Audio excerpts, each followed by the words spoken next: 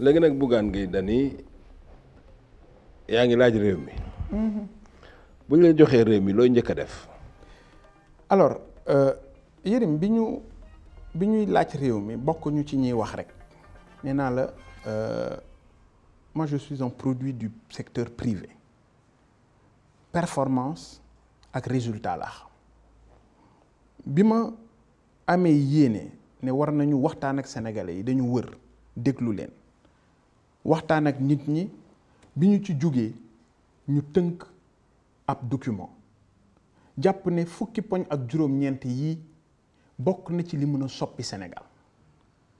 ba ñu koy tënk parce que gëm sa bopp dañu jàpp ne échec u classe politique dafa am ñu ne kon il nous faut une nouvelle élite entrepreneuriale hybride composée du formel et de l'informel am une nouvelle classe intellectuelle mais également am une nouvelle classe maraboutique mais jeune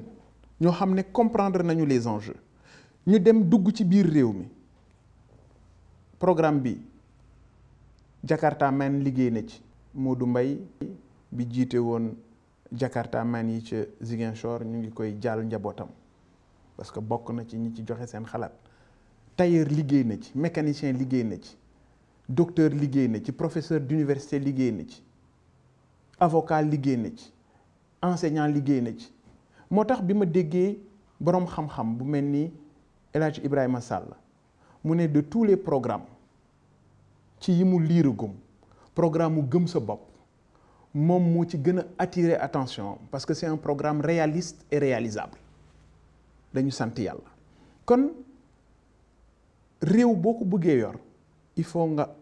am ay tegtal yu leer et ci loolu la ñu nekk bi ci njëkk dañu ne booy xool programme bi ñu la jox premier point muy civisme culte du travail. loolu mooy bëgg réew mi. ak bëgg bëgg nit liggéey ñi ci ñu bëgg seen réew. waaw loolu noo koy te ñu bëgg liggéey noo koy defee. xam nga xirtal nit ñi ci liggéey xirtal nit ñi ci liggéey mu ngi tàmbalee ci wan leen ne bëgg sa réew dafa bokk ci jaamu yàlla xam nga tey boo demee Amérique xale bu ndaw bi nekk ci école li ñu koy njëkk a gëmloo mooy yéen a gën a ëpp doole ci àdduna bi xam nga xale boo ko tooñee sax danaan la maa ngi woo sama papa parce que gëmloo nañ ko ci biir famille bi ne ko papaam moo ëpp doole ci àdduna donc loolu war nañu ñun fexe ba dugal ko ci bopp sénégalais yi ñu comprendre ne nous sommes une grande nation et nous sommes un grand peuple li nga xam ne nag moom mooy liggéey man jàpp naa ne teraanga àdduna liggéey rek moo koy joxe malheureusement système politique bi fi nekk dañoo yegg ci gëmloo yow sénégalais bi ne la boo waree tekki da ngay féeteek ñoom boo waree bokk ci ñiy jëf ci réew mi il faut nga ànd ak ñoom pour que sa baat jote pour que ta voix porte il faut que tu sois avec eux man gëwuma loolu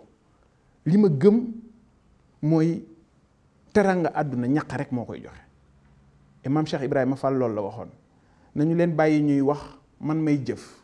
ba keroog ñu bàyyi wax ñu fay wax bàyyi jëf bu ñu bokkoon ci réew yiy liggéey ci àdduna Yérim du ñu bokk ci réew yi gën a néew doole ci àdduna. loolu dëgg la mais léegi loolu dëgg la maanaam li nga xam ni ci symbole la jëm lii da ngay fa xelu nit ñi waaye am na loo xam ne da nga koy defar réew mi ñu gis ko ci lan ngay tàmbalee pour tabaxaat réew mi. mais li ñuy tabaxee réew mi tàmbalee na d'abord ci li ñu mën a téye muy réduction des dépenses de l'État xam nga man mënuma comprendre Yérim ci budget 4060 milliards il faut d'abord ñu wax sénégalais yi ne les fonctionnaires et les décisionnaires ils sont 128 000 au Sénégal 128 000 mooy 0,8% de la population 0,8% à peu près de la population ñoom 0,8% de la population yooyu rien que seeni salaire 700 milliards la rien que seen fonctionnement 800 milliards la à peu près donc tu as à peu près 1500 milliards yoo xam ne ci budget daaw par exemple 3700 milliards tu as 1700 milliards yoo xam ne ci ñoom la jëm ñoom ñoo koy séddoo ci seen biir bii bukki bii njuur bii sàmba ñu ne loolu il faut d'abord ñu am benn réforme boo xam ne dinañ ko xool ci wàllu budget yi ñuy taxawal. maanaam da ngay wàññi parce que leen rek ci mën a nekk wàññi fonctionnaires yi wala nga wàññi bokk frais de fonctionnement yi. Absolument. Pour moi, c'est les frais de fonctionnement. Parce que dinaa la wax aussi parce que frais de fonctionnement yi non seulement da nga koy wàññi mais naka nga koy wàññee tey Sénégal dafa soxla 89 ministres soxla wuñ ko au moment où d'autres pays comme les États-Unis 365 millions d'habitants amuñu 20 ministres ñun ñu am 89 ministres donc nous on a dit il faut un gouvernement d'au moins 20 ministres et ce gouvernement-là actuellement équipe task bi nga xam ne task force bi nga xam ne ñu ngi liggéey ils sont aux alentours de 17 ministres donc c'est dire que yéene bi ñoom comprendre nañ ko mais am na yeneen lu jëm ci gouverneurs yi acte 3 de la décentralisation dafa ne nañu supprimer gouverneurs yi kenn jëfewu ko ba léegi pour lan ambassade yi am na ci ambassade yoo xam ne ku ne xam na ne personnel bu pléthorique moo fa nekk yegg nañu ba ci jabaru ambassadeurs yi dañ leen di jox salaire alors que bàjjanu gox bi ak chef de village bi wala chef de quartier bi ñu ngi fii am njariñ lool te amul lu ñu leen amul dara loo xam ne ñu ngi leen koy jox donc ñun ñu ne jaadu na ñu xool ci li nga xam ne moom mooy liy lekk alalu réew mi lu jëm ne par exemple conseil au conseil des collectivités locales mooy bi Tanor Dieng nekk ñu ne loolu dañ koy supprimer mais conseil économique et social dañ koy réformer mais xoolaat désignation wu nit ñi assemblée nationale soxla wu ñu 160 députés ñu ne dañ koy yóbbu à 80 députés y compris la diaspora mais la liste majoritaire aux élections législatives il faut ñu dindi ko parce que bëggatuñu ñun dégg ci réew mi député parti wala député président député yi dañu bëgg askan wi ci seen bopp tànnal leen seen bopp ba bu ñu demee foofu liggéey bi ñu war a def ñu defal ko seen bopp. mais Bougane surtout économie d'échelle yooyu ngay def dafa tuuti lool par rapport ak enjeu yi ñëw ndax 2021 pétrole lay am ci Sénégal ak gaz. ñëpp ñaar na ni Sénégal mën na am ba 15 milliards de dollars. man bi ñuy wax xaalis man loolu laa yaakaaroon moom nga may wax. ak noo koy gérer xaalis boobu Yérim bu ñu nax ñi l'impact du pétrole population bi mu ngi koy sentir en 2034 on n'a pas dit qu'à partir de 2021 15 000 milliards wala 16 000 milliards yi nit ki da ngay ubbi sa gafa fekk ci xaalis du demeewul noonu malheureusement politiciens yi ñooy politiciens yi Bougane c'est que au premier baril déjà Sénégal dina am royalty. non Sénégal dina am royalties dina am impôt. non dina am royalties mais fi may wax ak yow nii mais loolu li ci ëpp nantir ngeen ko ñi fi ne nantir nañ ko xaalis boobu commencé nañ ko lekk ñun xam nga commencé nañ lekk xaalis bi ñun xaalis boobu commencé nañ ko lekk ñii fi ne commencé nañ ko lekk te ñëwagul et justement c'est ça qui fait la différence xam nga ñi ñu jiite de 1960 à maintenant en vérité seen bopp rek moo leen intéressé ñoom seen njaboot ñoom ñi mën mais ñi ci suuf bàyyiwuñu leen xel alors que li ëpp ci Sénégalais yi mooy nit ñi nga xam ne mënaluñu seen bopp je vous donne un exemple regardez la Corniche on a mis 52 milliards n'est-ce pas Médina est réputé comme étant un quartier pauvre xoolal Médina dañ ko tëj dañu tëj Médina mosquée omarienne ngay duggee boo bëggee duggaat Médina yaa ngi koy defee canal Gueule Tapée mais boo demee Fann mbedd yëpp day joxe ci corniche bi c'est dire c'est caricatural mais dama la bëgg wax ne rek comment ñi ñu jiite naka la ñuy réfléchir aéroport 800 milliards alors que boo demee Kër Massar jigéen ñi dañuy jukki pour am ndox gel yi dañu am biceps bu ñu la dóoree contre nga wàcc c'est un problème boo demee Malika la même chose loolu moo fa am alors ñu lay wax ne am na aéroport 800 milliards ñu lay wax ne am na TER 1400 milliards 1400 milliards nee nañ dolliwaat nañ ci 200 milliards parce que dañu bëgg inaugurer ko en janvier mais Yérim kan mooy dem Diamniadio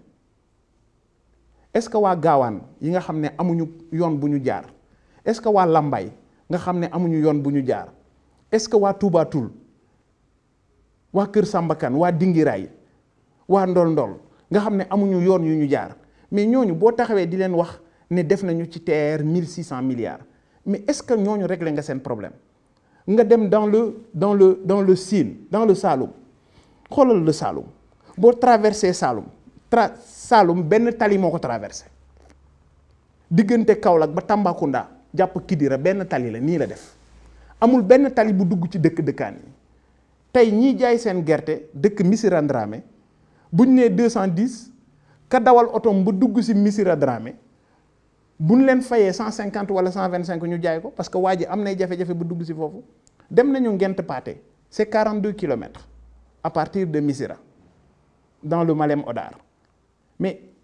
2 heures nga koy daw 42 kilomètres. ndax lan. mais rang-rang bu mara day taali. mais PUDC bi pourtant def na ay piste rurale fu bari ci dëkk bi fu ñu war a jaar. foo duggee fii jaar fii grand ba ñu mën a dem ci dëkk yëpp. Yérim xam nga il faut pas ñuy nax sénégalais yi demal dans le sud boo demee dans le département de boo demee dans le Médina Yoro Foulah amul benn centimètre piste waxuma la benn centimètre. mais PUDC bi pourtant def nañ piste ci département yi. xam nga man la dañoo ñooy wax man damaa gis te la may wax man xam naa ne ñi may déglu duñu ko weddi loolu sori na xam nga booy wax ay waxu piste PUDC dugg ci biir réew mi est-ce que xam nga fii Tivaouane Peulh gi Tivaouane Peulh quartier Bawol boo amee sa oto yow da ngay ñëw ci booru tali bi gaare ko jël saret pour dem sa kër booy liggéeyiwaat suba gi nga jëlaat saret dawal sa oto ñëw ci booru tali bi taal sa oto pour demaat sa yoon amuñu ndox amuñu courant amuñu je veux dire nit bu gumbaa lafañ boo ko jëndalee téléviseur réglé woo problème. léegi Bougane. et loolu laa bëgg nga comprendre. non tudd nga gerte gi tudd agriculture bi ci exemple ci mobilité bi léegi yow problématique gu bay li ñuy lekk boo jotoon ci nguur gi noo koy réglé concrètement. Yérim dama bëgg d'abord nga comprendre ne gëm sa bopp bu ñu jotee Sénégal lu ñu mënul am ci biir réew mi duñ ko jëli bitim réew ça c'est la plus grande révolution lu ñu mënul am ci biir réew mi duñ ko jëli bitim réew xoolal gerte gi on a 1,2 million tonnes l'année dernière Sonacos 300 000 tonnes la mën a absorber dëgg la wala du dëgg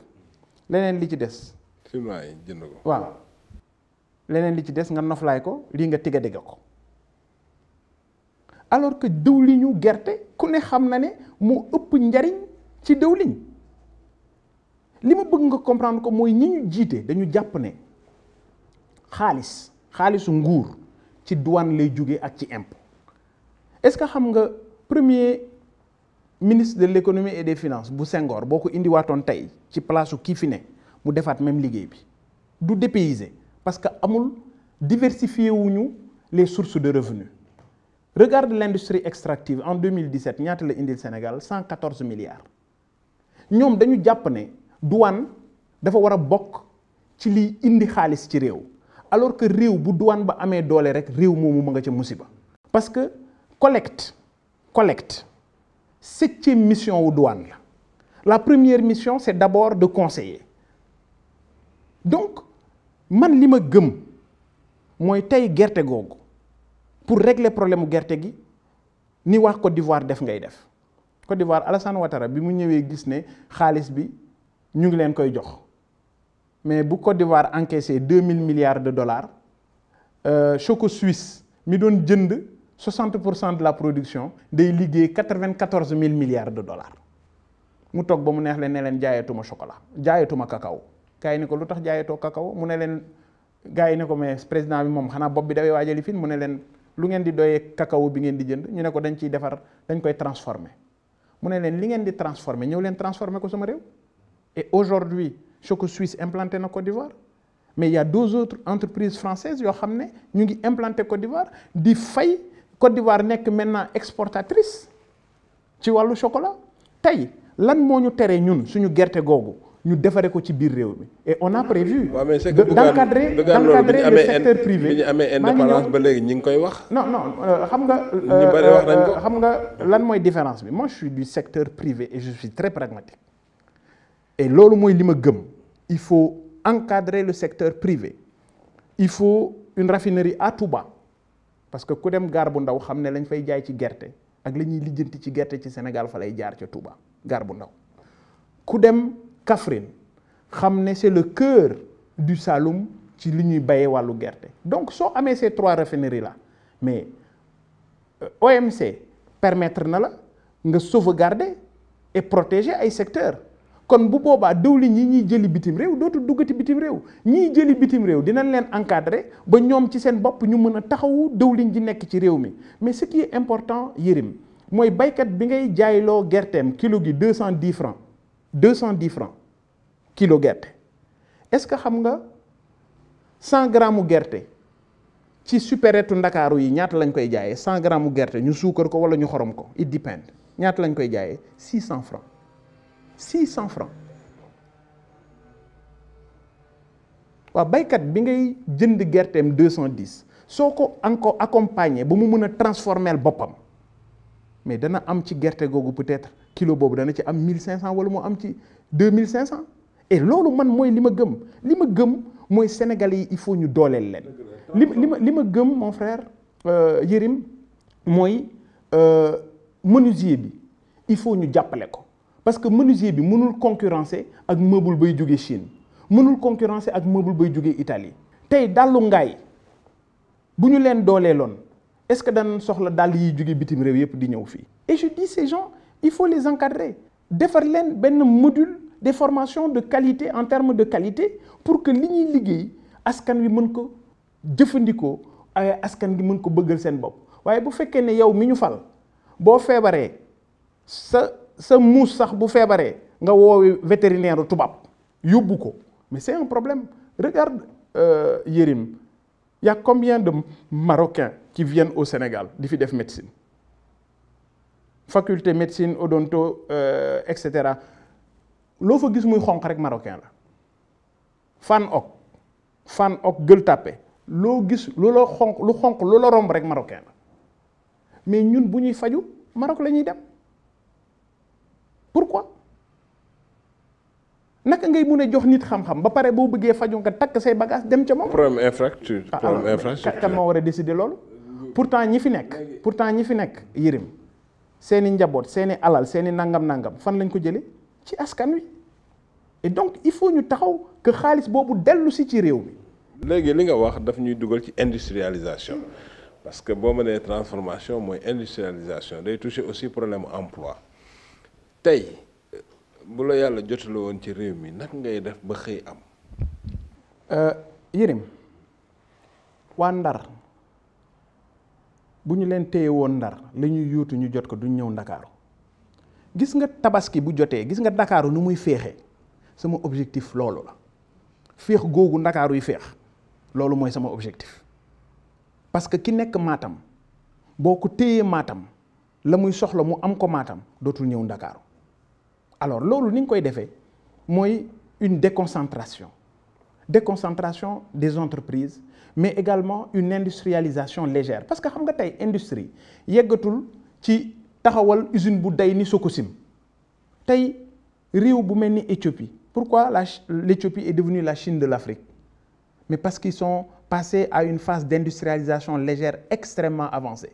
Et ça man xalaat bi ma ci am regarde nos groupements de femmes seen mbootaay yi ñuy def seen ñetti caabi yi seen teggi natt yeeg nangam mais ñooñu il faut ñu organiser leen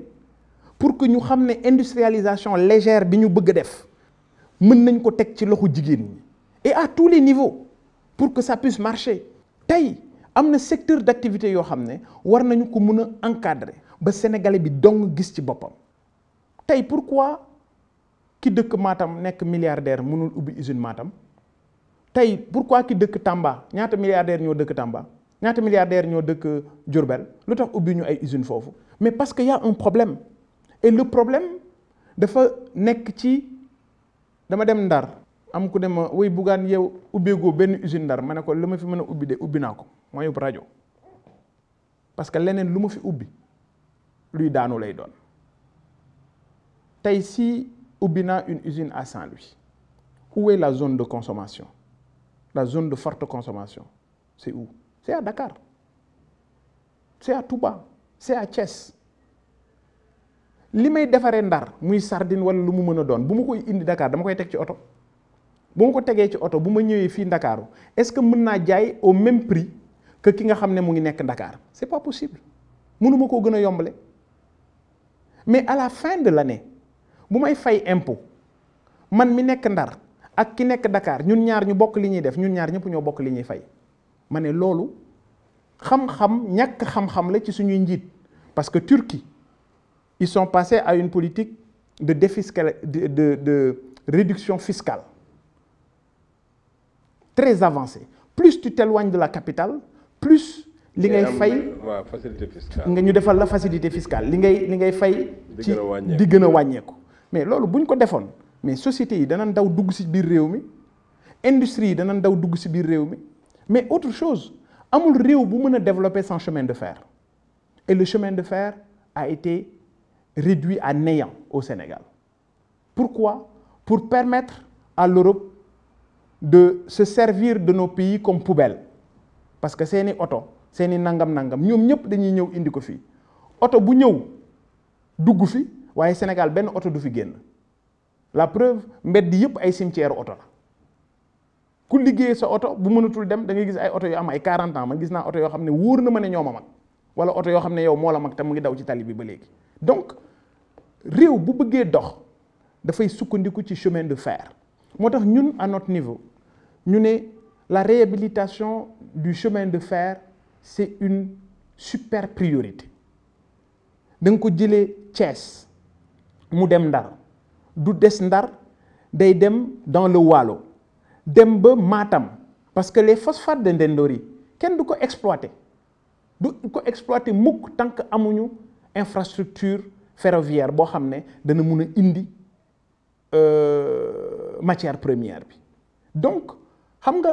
train chemin de fer